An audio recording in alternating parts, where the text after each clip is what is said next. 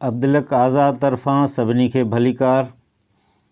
अचो त टें सबक़ में सिंधी अलिफ़ बे जा नुक़्ता पढ़ूं।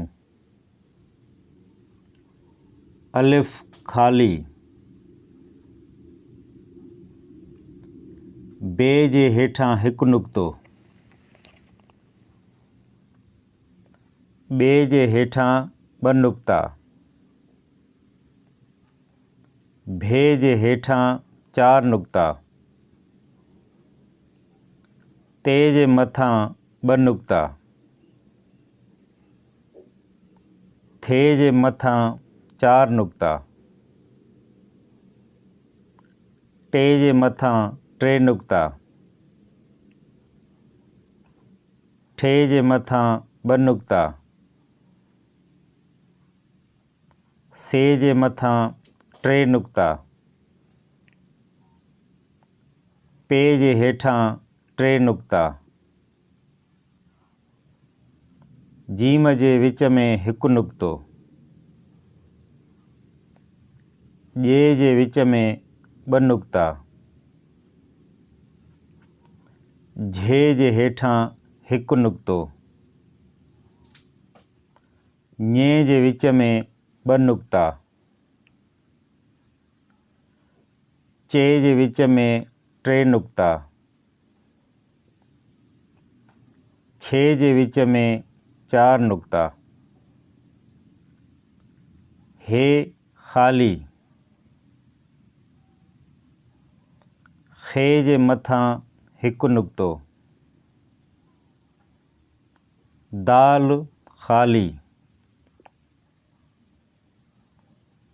धाल जे मथां 2 नुक़्ता, डाल जे मथां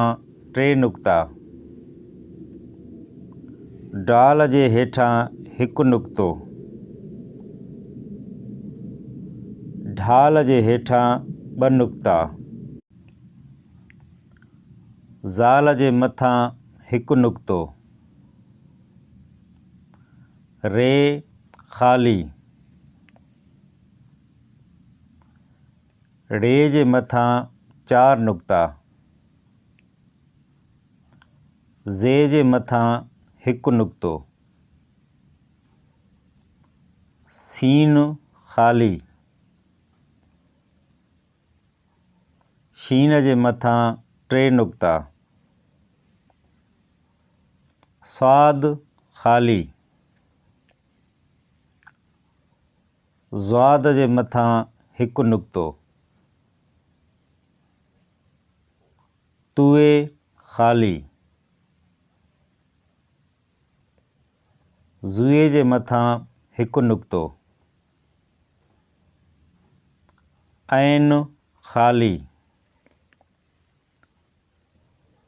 ग़ैन जे मथां हिकु नुक़्तो, फे जे मथां हिकु नुक़्तो,